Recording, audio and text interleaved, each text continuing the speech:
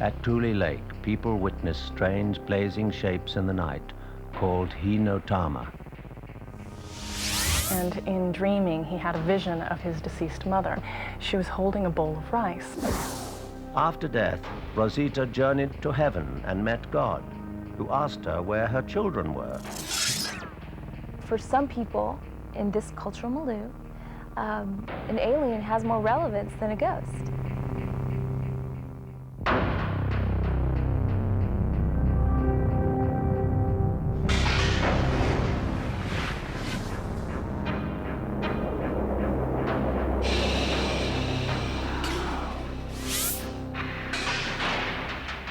Reach beyond the darkness, beyond the grave, to an unexplored dimension as we travel to the mysterious realm of ghosts. Journey with us into the world of ghost stories.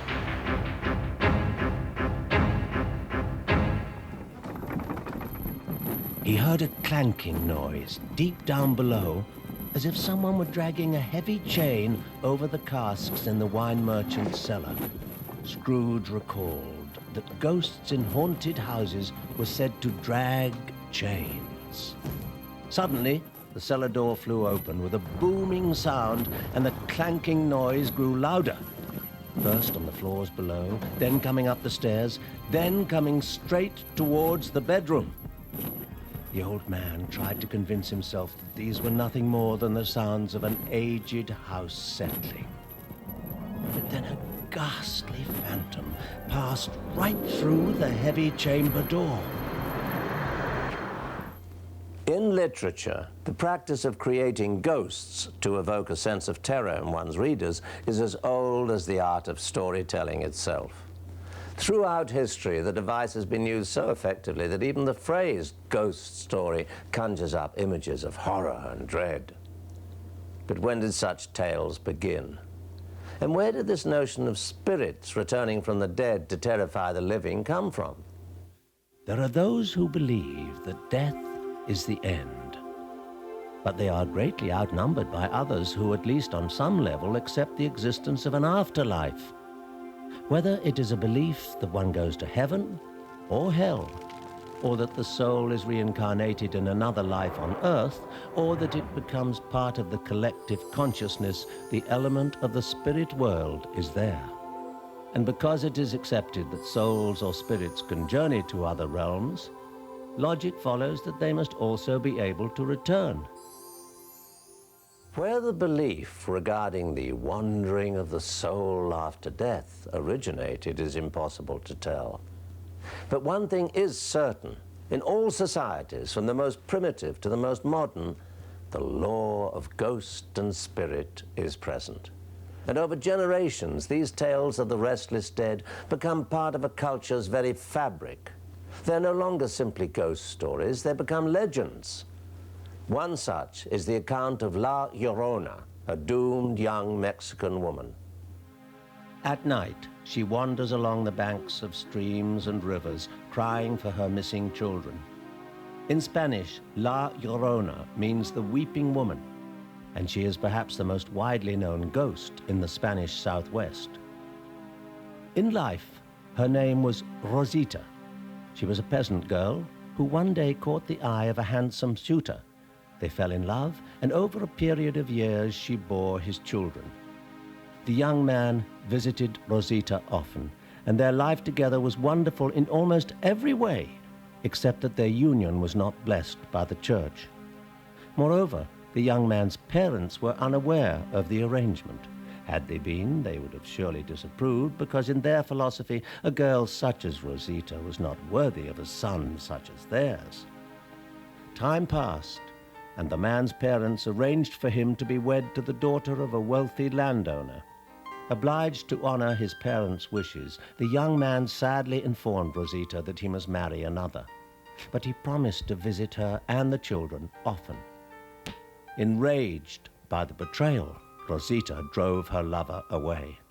And on the day of his wedding, Rosita, crazed with grief, took their children to a river and drowned them and herself.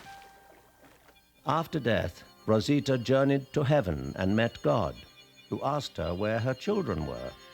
Ashamed, the pitiful girl told him she didn't know. God explained that without them he could not allow her to enter paradise. Rosita had no choice but to return to Earth. To this day, Rosita, La Llorona, can be seen searching in vain alongside rivers and streams, weeping and crying for her innocent, murdered children. There are three essential elements for a legend: a strong basic story appeal, a foundation in actual belief, and a meaningful message or moral. The story of La Llorona is an obedience legend. It is told as a true story of what might get you if you're out after dark. But the more frequent use of the story is aimed at teenage girls to warn them against becoming involved with men who might say all the right things, but who will never marry them. Many ghost stories are directed at young people. It's part of the socialization process to hear these stories and to learn about what is proper behavior and what is not proper behavior from the stories. The way a legend becomes legendary is not simply due to its subject matter. Such tales also gain longevity as a result of the manner in which a storyteller sets up his saga. A typical American legend, in fact the classic automobile legend that has to do with ghosts, is called the vanishing hitchhiker. And almost everybody has heard this. Usually you hear it from a friend of a friend. You're telling the story and you say, a friend of my friend told me this, thus it has authenticity. Also, usually it is connected to a specific place, a specific road, maybe even a specific name. So the story always seems very authentic. In the legend of the vanishing hitchhiker, the person seeking a ride is most often a young woman. Hey, are you all right? Yeah, I'm all right. Do you think I could get a ride? Yeah, of course. Sure, jump in the back. It must be freezing. Thanks. Here, you know what? Take my coat. Oh, thank you. Thanks. As they ride along, the couple ask their hitchhiker where she's going. The woman tells them, and they agree to take her there. But when they arrive, the Good Samaritans realize something is terribly wrong. Here we are. The young woman has inexplicably vanished. Knowing the girl could not have possibly exited the car prior to their arrival, the baffled couple decide to ask the occupants of the house about their mysterious passenger. The owner turns out to be the young woman's father, who explains to the couple that 5 years ago his daughter Mary was returning from college for the Thanksgiving holiday when she was killed in a horrible car crash outside of town. Ever since the accident, when school is not in session, his determined young daughter attempts the long journey home. But sadly, his dutiful child never makes it that far. As the couple are about to leave, the man mentions that on their way back they'll pass right by the cemetery where his daughter is buried. The gentleman then thanks the man and woman for their kindness to Mary, and they go. Back on the road, curiosity gets the best of the couple, and they stop at the cemetery. Could the eerie story the man told them really be true? Did they, in fact, give a ride to a ghost? They find the answers to their questions quickly enough. They approach a grave and instantly recognize it as Mary's, because there, draped over a headstone with her name on it, is the coat that the young hitchhiking woman had borrowed. All those she tried to ask for assistance ran from her in terror. Not wanting to frighten the blind man as well, the ghost woman carefully approached him so that she might explain to him her plight.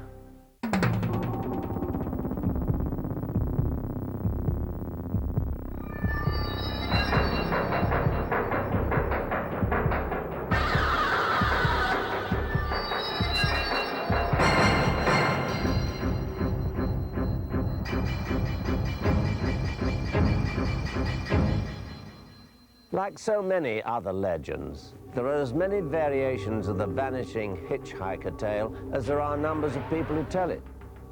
And though there are countless versions, logically, the story had to begin elsewhere. How do such legends come into existence? There are many, many legends about ghosts that become localized or regionalized. Sometimes they have to do with a real event. For example, when Susan Smith murdered her 2 little boys, she had them in the back of the car and she put the car into the lake and they died there. Recently, we've seen another carload of people died at the very same spot. Thus, legends are already beginning to be circulated about that place, that perhaps the spirits of the little boys are there and they're seeking to bring other people to their watery death with them. So sometimes we find otherworldly explanations from real events like that. Another reason ghostly legends develop can be traced to the way the dead are regarded by certain cultures. In some societies, it is customary to honor those who have died by welcoming their spiritual presence. And to anger or dishonor one's ancestors is a sin for which one cannot be forgiven.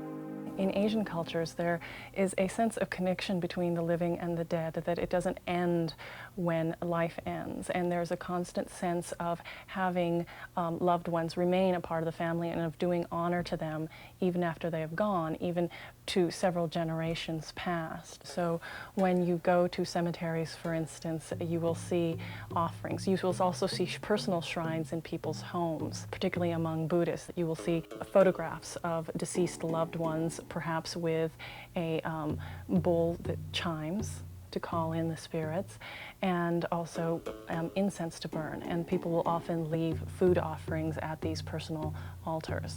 In many Asian communities, elaborate rituals and ceremonies are carried out upon the death of a loved one in order to appease the spirit of the deceased.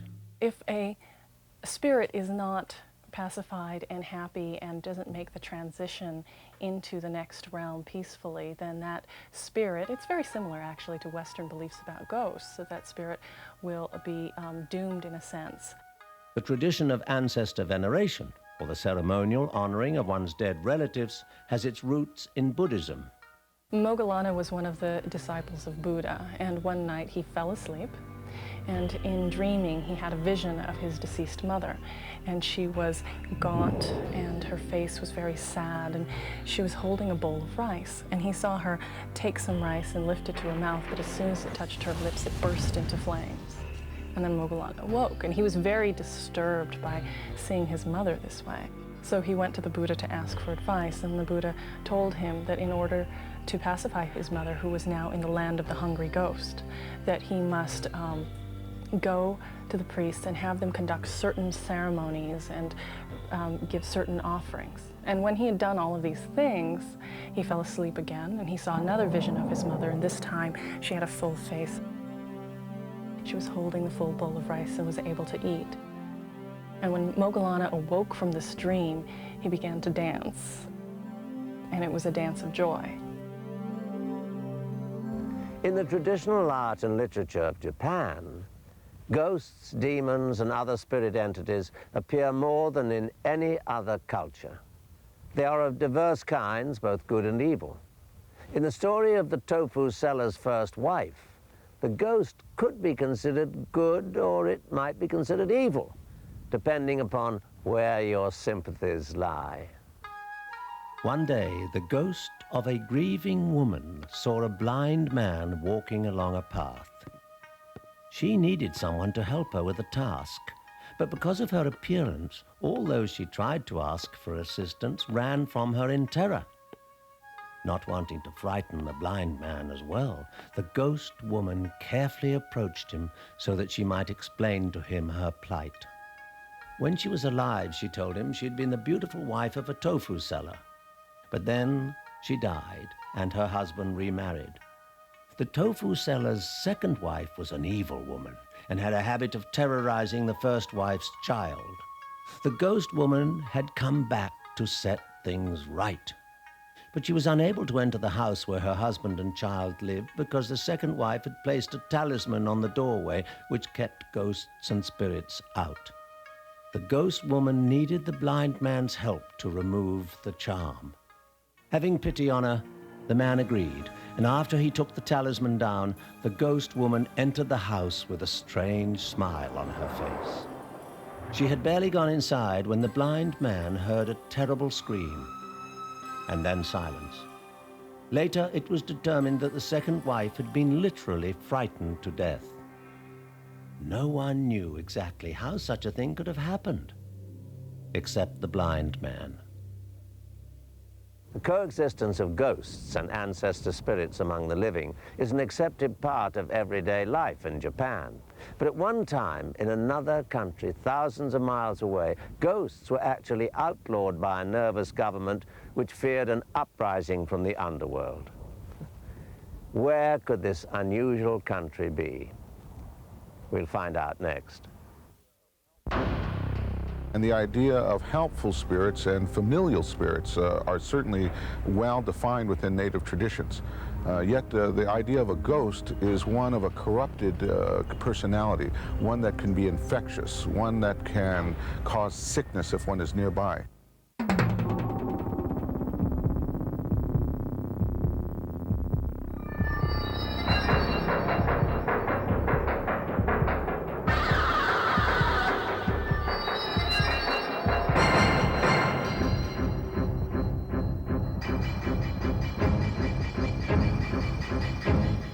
Bone-chilling accounts of goblins and ghouls out to destroy humankind have caused many to fear the things that go bump in the night. But what threat do ghosts really present? In the 19th century, the Native American ghost dance movement, based on the concept of summoning ancestor spirits to help restore a nation, was such a threat to some that it became the catalyst for one of the bloodiest battles in American history. It's difficult to say anything general about American Indian cultures because there are thousands of them and they exist over two continents of the planet. There are over 200 languages still utilized today and over 500 tribes throughout North America alone that have very similar yet very distinct spiritual and cultural value systems. If there's anything that can be said in general, it probably is that ghosts, or the word ghost, has a negative connotation. Most Native people will not talk about ghosts, and you find little traditions that have anything positive to say about the entity that we refer to as a ghost. However, the word spirit has a different connotation. Everything has spirit in it. Nature is filled with spirit. Spirits are around us at all times. The spirits of our ancestors we call upon for strength and acknowledgement. When one passes on, it's a continuum, if you will, of life that's already been experienced. One is going on to the next life and will carry on from those aspects. And the idea of helpful spirits and familial spirits are certainly well defined within Native traditions. Yet the idea of a ghost is one of a corrupted personality, one that can be infectious, one that can cause sickness if one is nearby.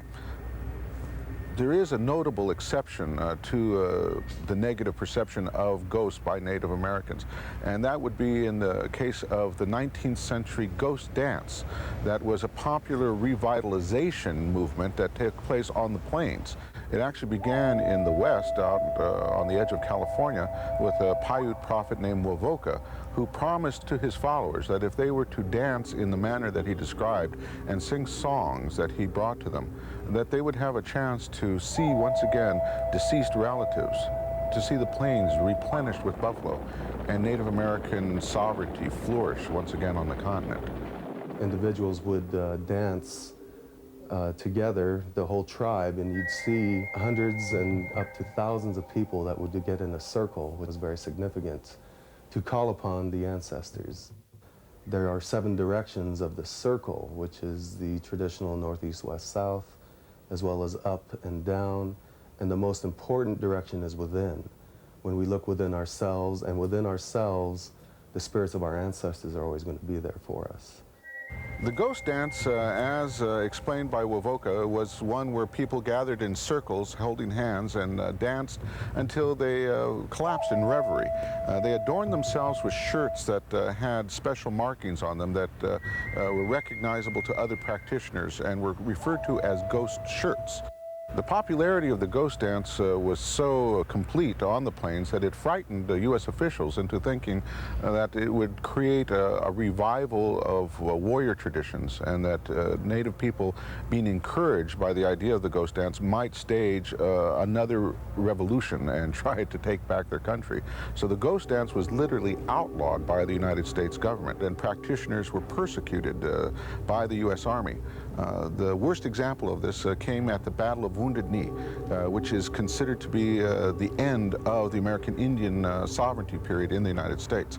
At Wounded Knee, a group of ghost dancers who were following a leader named Bigfoot were massacred by the 7th Cavalry, who were brought to the battlefield specifically to give them a chance to avenge Custer's massacre. And in a very bloody incident in American history, the ghost dance, the ghost dancers, the ghost shirts were all laid in red in the white snows. We lost so many of our young, talented people due to those efforts of the U.S. government that we had a lot of spirits that left too early. But the spirits of our ancestors are always with us, and we're taught to respect and always acknowledge the spirits that have been before us, that have given their lives for the betterment of the people, for the tribe, for the group. And then in the daytime like this, you see a smoke coming from a pot. It's a smoke in the afternoon. In the night, it is fire. No rain puts it off. It means it is protected. This property is protected by ghosts and spirits.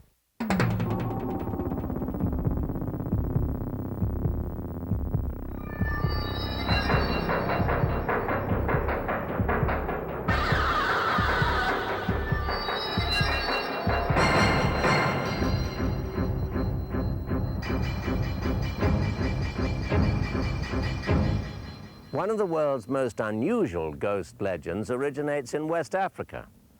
It seems that when it comes to home security, burglar alarms and watchdogs are no match for the spirit sentinels of Nigeria. In the African cosmos, there is a belief in ghosts because Africans actually believe that life is a continuum. There's a strong link between the past, the present, and the future, which we call the living dead, the living and the unborn, and the interplay. And like other countries, Nigeria has its share of ghost lore. Stories about ghosts, about either ghosts of departed ancestors who come to watch over and protect the living, their loved ones, their property, and sometimes their farms. But deceased ancestors don't always return to watch over their families. And when they do fail to appear, people find other ways to attract spirit protectors. There's the tradition of people buying the services of ghosts and spirits to look after the property. And people go to the priests of the shrine to pay some money, and then they buy the powers of the spirits or their services and to look after their property in the farm. I've seen that myself. Along with money, other items are required, including a clay pot and the dried fruit bunch of a palm tree. When the elements are prepared, the clay vessel is placed on the property to be protected. And then in the daytime like this, you see a smoke coming from a pot. It's a smoke in the afternoon. In the night, it is fire. The smoke is always there every day. Whether it rains or shines, the smoke is there. The fire is there, whether it rains or shines, no rain puts it off.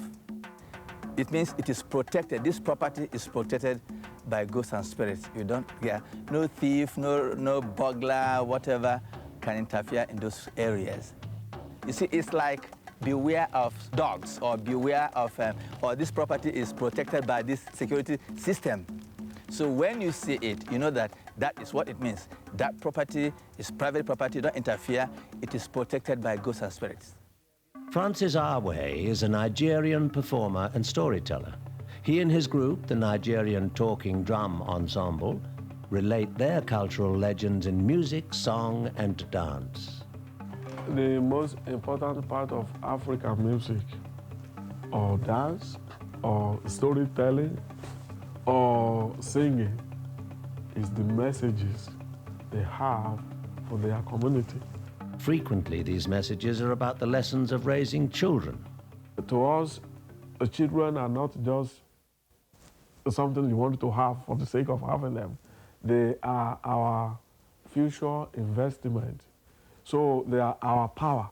That is why any African will spend his entire or her entire time or whatever he or she has to make sure you raise your child well. In a story called The Feast, a lesson of listening is taught.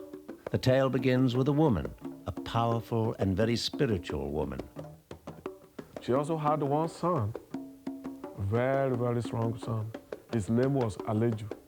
The two of them loved and respected each other. And their love and their respect also extended to the entire community. But sadly, the man's mother passed away, though she did not leave her son forever. So one day, the mother came in a vision to Aleju. I say, Aleju, there was coming an invitation from big people to a big feast. Do not refuse to take the invitation, but when you get there, don't sit down anywhere and do not eat any food. Don't be afraid, because you're not alone. The mother also told him to go with his dog and a bone. Just as the mother had predicted, the invitation came and Aleju gathered his friends and started out. He also took his dog and a bone. As they stepped out of the house, the mother came, the ghost of the mother appeared. Aleju did not recognize his mother's ghost, so she began to sing to him. And in the song, he had his name, Aleju. He also had the one given to him by the mother. And he could eventually recognize that was the voice of his mom. With his mother's advice in mind, Aleju continued on and soon arrived at his destination. It was an incredible palace. Aleju couldn't imagine how any harm could come to him in such a fine home. The whole place was decorated with gold and silver. But he remembered the one given to him in the vision. So it brought out that bone and he threw the bone to the very seat prepared for him. So as soon as he threw the bone, the dog followed. And as soon as the dog stepped on the mat, zip, fell into a very big and deep hole. The hole under the mat was intended for Aleju. But because he followed the instruction and he was careful, he did not see. And that is what saved him. Because he listened to the mother, followed the instruction, he was saved from that death. The concerned soul of Aleju's mother came back as a gentle spirit of song. But in our next ghost legend, the returning entity comes back as a markedly different creature. We've all heard of haunted houses. Well, coming up, we'll explore the legend of one unique phantom who prefers to take up residence not in people's homes, but in their very bodies. And she had a domovoi that was taking care of the house, and every night before she would go to bed, he would brush out her hair and he would braid it. And he warned her never to unbraid his handiwork. He said, if you ever undo the braid that I've made, I'm gonna kill you.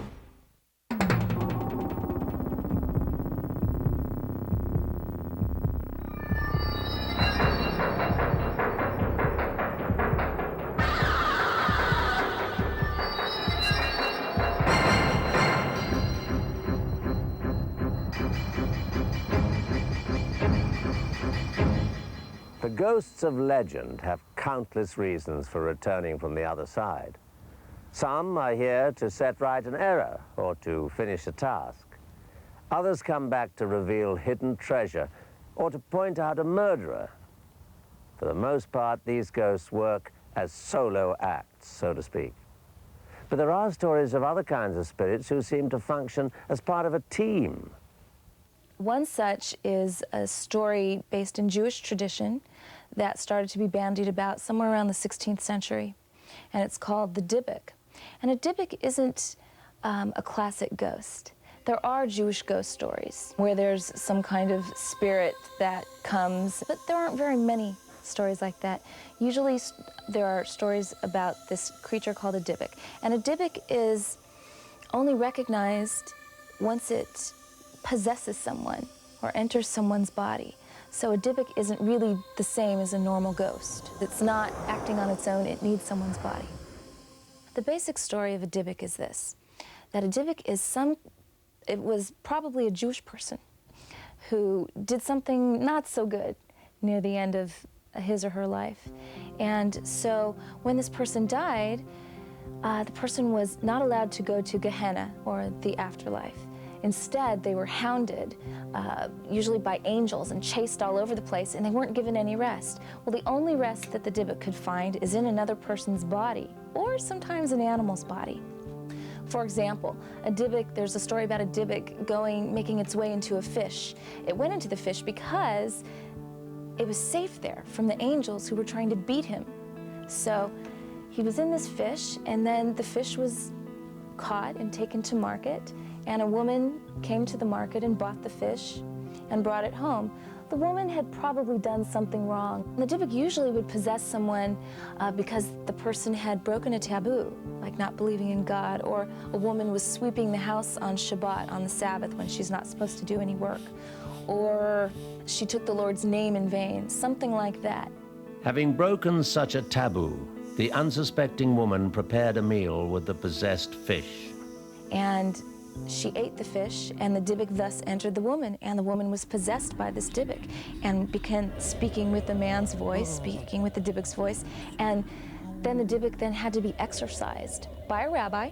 Exorcism rites involved calling upon God to remove the intruder and smoking the dybbuk out.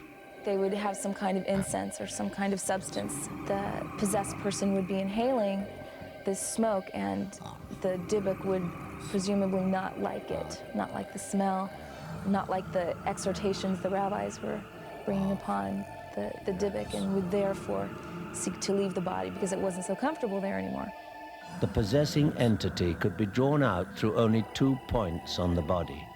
And the dybbuk, for some reason, had to be gotten out by the little finger or by a toe. This is the way it would exit. And once the exorcism was complete, a tiny drop of blood would appear at the exit site, which was the evidence that the dybbuk had departed. Sometimes there are historical accounts of such exorcisms of dybbuks where, usually the person would die during such an exorcism. So you didn't want to get possessed. The story of the dybbuk is another obedience legend. You can see in this type of story, certainly there's discussion about prohibition and taboos, and it carries a very valuable lesson to people in the community that they need to follow the rules, follow the laws. Otherwise, an evil spirit can enter into you. In Russia, there exists the legend of a spirit who can be in one moment a benevolent protector and in the next a murdering fiend. This two-faced phantom is known as a domovoi. The domovoi spirit probably dates back to before the 12th century. It comes from the word dom, which means house. So it's directly linked to the house. The word domovoi itself means of the house. Sometimes he'll be in the form of an ancestor spirit, like a grandfather. Other times he'll just be a generic kind of old man, a short, small old man with unkept clothing. A lot of times, however, he'll also appear as a pet, a dog or a cat. He's not a ghost in the sense that we think of ghosts. I think there's a little bit of a confusion sometimes, especially in modern scholarship, as to what exactly he is. Most people do agree that he is some sort of remnant of ancestor worship. And like the honored dead in other cultures, a domovoi who is treated well is said to bring harmony to Russian households. Basically, he tries to look out for the family that he lives with, unless they do something to anger him. If they've made him angry, he's liable to do a lot of mischievous and sometimes pretty negative kind of thing. The domovoi touching you at night is a sign of something that's going to happen. And it depends on the kind of touch that it is. If the touch is warm and soft and furry, it's a sign of really good luck. It means that something good's going to happen. The harvest is going to go well. Good luck is going to be brought to that family. However, a cold, clammy kind of touch from the domovoi indicates a very bad sign. The domovoi is arguably one of the most ill-tempered spirits in all of ghost lore. There's a story of a woman who she'd never been married. She was living by herself, and she had a domovoi that was taking care of the house. And every night before she would go to bed, he would brush out her hair and he would braid it. And he warned her never to unbraid his handiwork. He said, if you ever undo the braid that I've made, I'm going to kill you. Well, it so happened that she was going to get married. She finally was going to get married, and he was probably not very pleased about this. A few days before the wedding, the woman decided to try on her wedding gown. She thought she might look prettier with her hair down, so without thinking, she undid the domovoi's braid. Some hours later, the woman's niece came to visit, but could not find her aunt anywhere. Then the young girl entered her aunt's bedroom. Lying on the bed, the woman was still dressed in her wedding gown. Her hair was beautifully braided. She seemed to be sleeping. But when the young girl looked closer, she realized the woman's beautiful braid was tightly twisted around her neck. As punishment for ignoring his warning, the domovoi had strangled the woman to death. That's the kind of things that the domovoi might do. He'll sometimes kill people when they've displeased him, and usually it's by strangulation. Needless to say, such a spirit is not the kind one wants to push to anger. Join us in a moment for more ghost stories as we investigate the ways ghosts and other entities from the beyond manage to manifest themselves here on Earth. Someone's lying in their room at night and they hear or see a ghost come into the room and they know it's dead such and such person. I've heard this story from a couple of friends where it's the same type of thing. They're lying in their bed at night and someone comes in and they explain it as not a ghost but as an alien.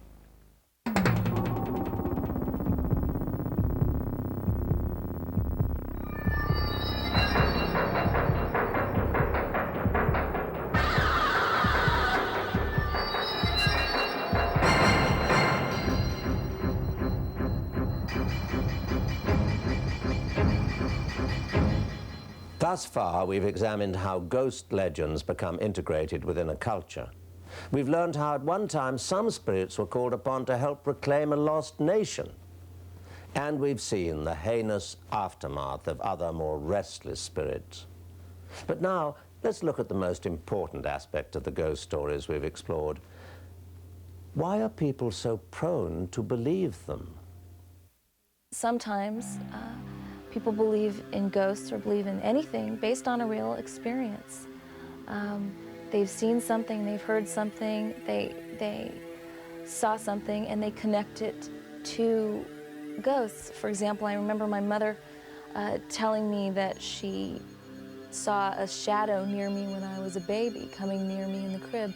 She explains this, and she believes it to be my grandfather, who had died some months prior to my birth, coming to bless me or to visit me or to see me for the first time. So one of the ways to explain belief in ghosts, we don't know what it really was. It could have been anything, but in our culture, ghosts and talk of ghosts is very normal. It's sort of in our cultural unconscious that some unexplained phenomena might be a ghost instead of the whistling wind. The environment in which a person lives may also give rise to a belief in otherworldly beings. Ghost stories do change over the years, over the centuries, even over the days. Usually, such variations occur based on what's happening in the culture and the climate, the political situation or the social situation, or the situation of the storyteller. Let me explain. A classic ghost story that I've heard about will be someone's lying in their room at night and they hear or see a ghost come into the room and they know it's dead such and such person. I've heard this story from a couple of friends where it's the same type of thing. They're lying in their bed at night and someone comes in and they explain it as not a ghost but as an alien. So, you know, for some people in this cultural milieu, an alien has more relevance than a ghost. And still another hypothesis suggests that ghosts, which cause fear, may be a product of the emotion of fear itself. There are different theories about that, and there's actually been a study that was done among Japanese Americans when they were held in the concentration camps during World War II, particularly in Tule Lake, California. And what they found was that during this time of tribulation, when people were taken away from their homes, torn away from everything that was familiar to them, there were lots more instances of supernatural stories being told. At Tule Lake, people witnessed strange blazing shapes in the night called hinotama. They're often attributed as ghostly spirits, and they're described as just fireballs. They appear in the night, often in cemeteries, but also you get these reports of them in Tule Lake, above latrines, in the oddest of places, glowing balls that are attributed as ghosts. And the theory is that this is a manifestation of people's fears and internal strife during times of trouble. Being torn away from your home and being thrown into a concentration camp is, in a way, as inexplicable as a ghost appearing in your backyard. So if you have a story that's being told about a ghost doing something bad, does it have to do with anything else that's going on? In times of stress, again like this, if you are feeling anything that is disturbing you, whether it's personal or societal, that could manifest itself in a supernatural belief. Which is not to say, mind you, that it didn't actually happen, but maybe you just notice them more when you're afraid of other things. Ghost Stories will be back in a moment.